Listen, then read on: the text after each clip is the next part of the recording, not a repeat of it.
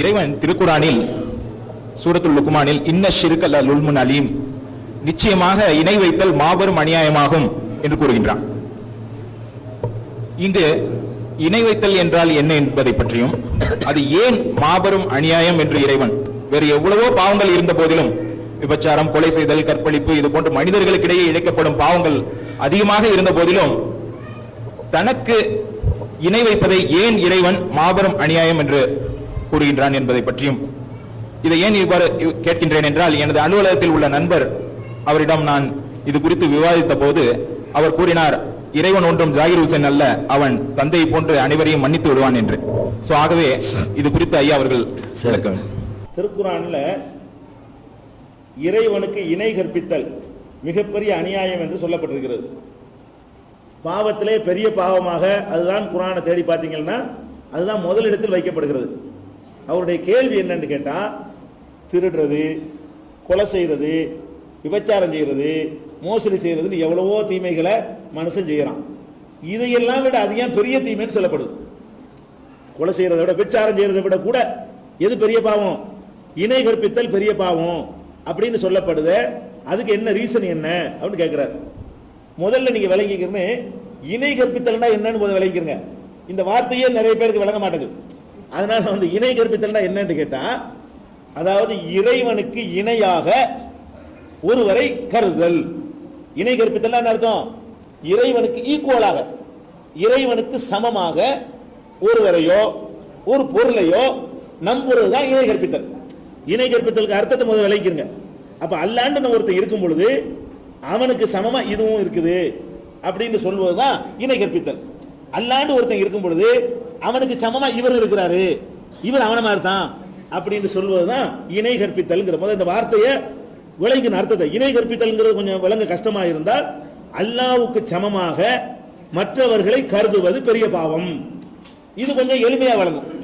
இணை கற்பித்தல் பெரிய பாவம் சொன்னால் எப்படி விளங்குமோ அதை விட, அல்லாஹ்வுக்கு சமமாக மற்றவங்களை கருதுவது பெரிய பாவம், இது கொஞ்சம் உங்களுக்கு காரணத்தோட விளங்கி போயிடும். இதை வச்சுக்கிறங்க. இது ஏன் பெரிய பாவம் ஆகுது அப்படின்னு சொன்னா, உங்களுக்கு புரிகிற மாதிரியே நான் உங்களுக்கு சொல்றேன். உதாரணம், ஒரு கணவன் மனைவி இருக்கிறாங்க.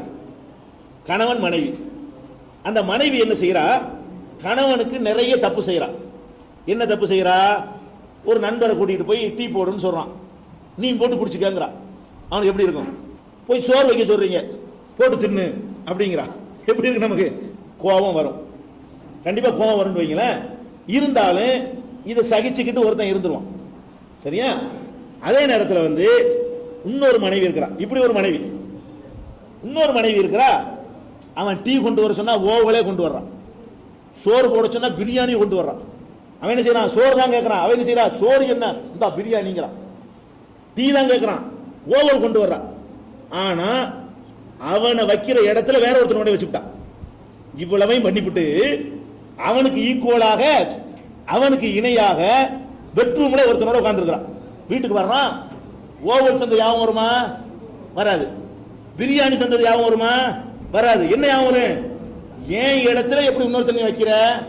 ஆனா அவ இருக்கிறாள, இவன் இடத்துல யாரையும் வைக்கல. எவ டீயை நீனே போட்டு குடின்னு சொன்னால, கடையில போய் சாப்பிடுன்னு சொன்னால, அவ என்ன பண்ணல? ஒரு நாள் இவனை வைக்கிற இடத்துல யாரையும் வைக்கல. பெட்ரூமுக்குள்ள யாரையும் அனுமதிக்கல, இவனை மட்டும்தான் அனுமதிக்கிறான். ஆனால் எந்த சொல்லி கேட்க மாட்டேங்கிறான். இதுல ரெண்டுல கோபம் உள்ளது எதுக்கு ரொம்ப கோபம்?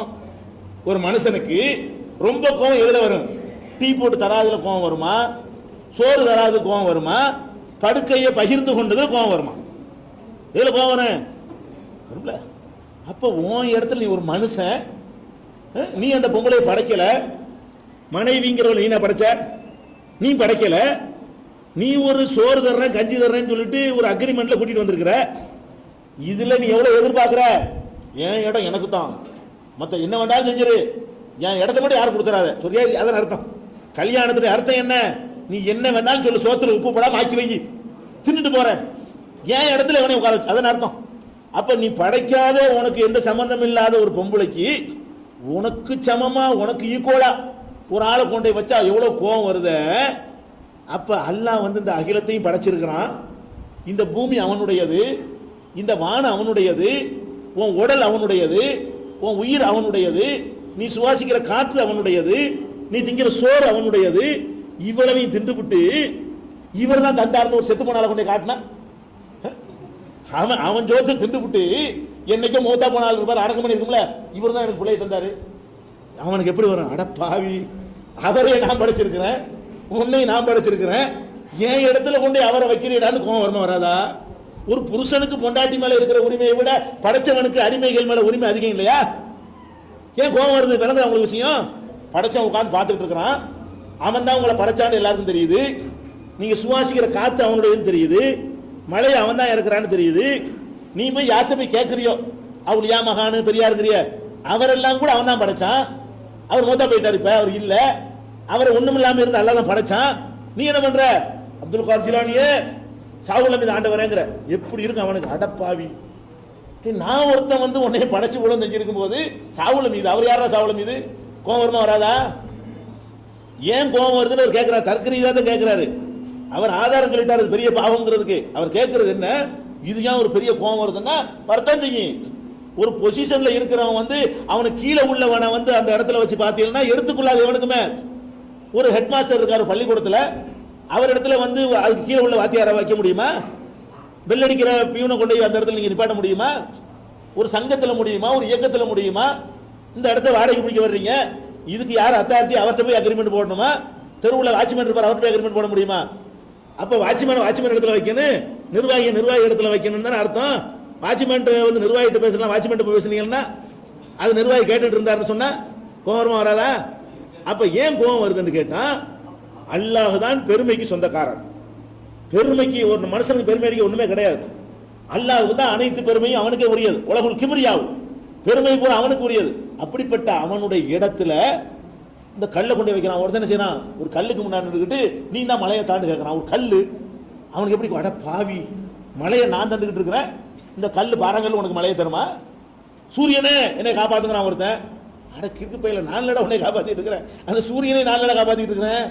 என்கிட்ட கேட்கறது சூரியன் கோவம் வருமா இல்லையா? கோவத்துக்கு காரணம் விளங்குதா? ஒண்ணு விளங்காட்டி இந்த பொண்டாட்டி புருஷன் சொன்ன அதை யோசிச்சு பாருங்க, விளங்கிக்கிறோம். அப்ப பெரிய பாவம் எது? நம்மளை வைக்கிற இடத்துல வேற ஆளை வைக்க கூடாதுன்னு நினைக்கிறீங்கல்ல, அதான் காரணம். அல்லாஹ்வுக்கு ரொம்ப கோபம் வரும், மன்னிக்க மாட்டான், நிரந்தர நரகத்துல போட்டுருவான்.